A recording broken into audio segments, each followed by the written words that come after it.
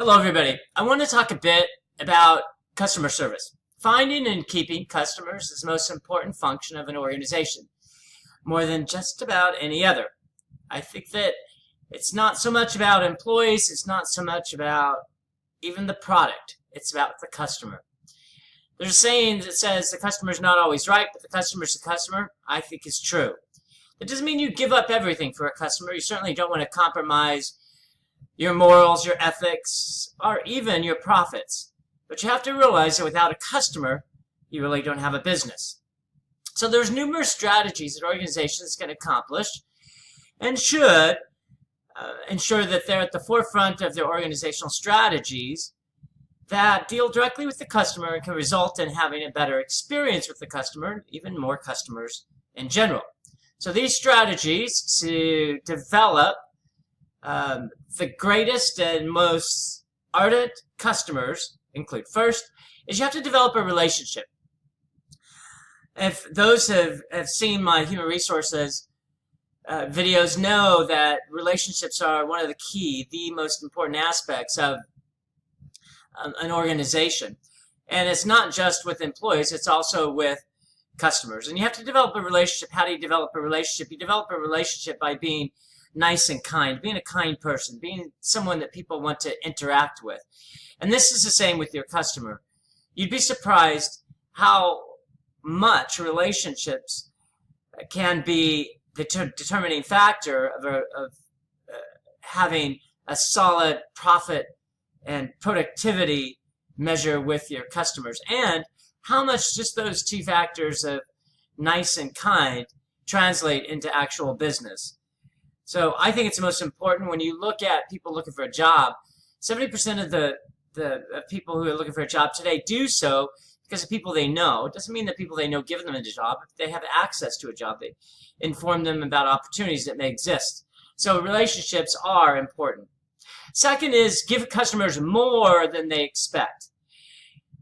Estee Lauder, if anybody researches Estee Lauder, she was a real forefront and forerunner in business, and she believed that there should be a gift with purchase. So every purchase that you make with Clinique or any Estee Lauder products, they would give you an additional gift. Of course, the cost of that gift is factored into the cost of what you originally purchased. So you are paying for it. You know, there's no such thing, as they say, as a free lunch. But that gift with purchase made people feel good. Now it's a standard in the industry. It's so popular that people expect something extra when they buy perfume or cologne or some type of lipstick. The same should be said at any other store if you can do it.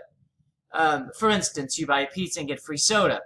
If anybody knows of See's Candy, which is a candy store on the West Coast, fairly popular, you can also buy it online. They have great candy. But every time you buy a piece of candy, they give you a piece of candy free. So if you buy box candy, you get a piece of candy free.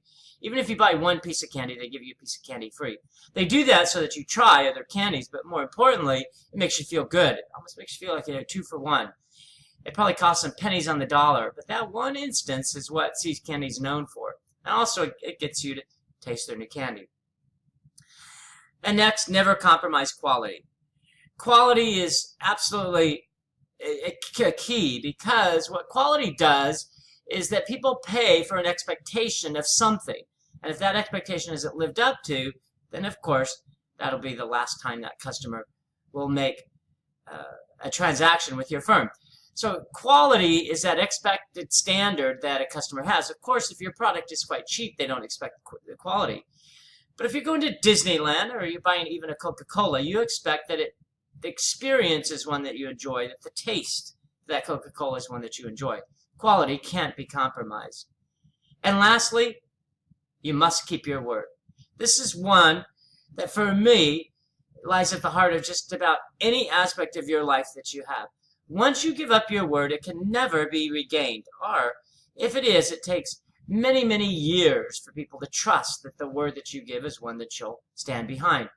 So, keeping your word, maintaining your word, is something that lies at the heart of just about any success as well. Keeping your word. If you tell your customer you're going to do something, do it.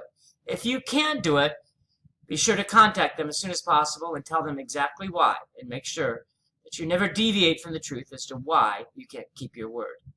People can often tolerate when you can't keep your word if you're honest about why you can't do it.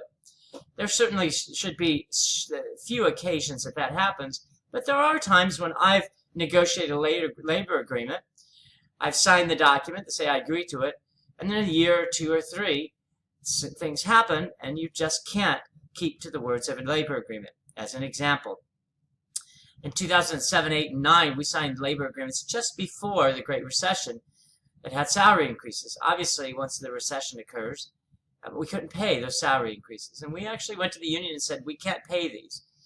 If you hold us to the letter of the agreement, we would have to pay them, but we would have to lay off people in return. We simply don't have the money to pay people their salaries and raises.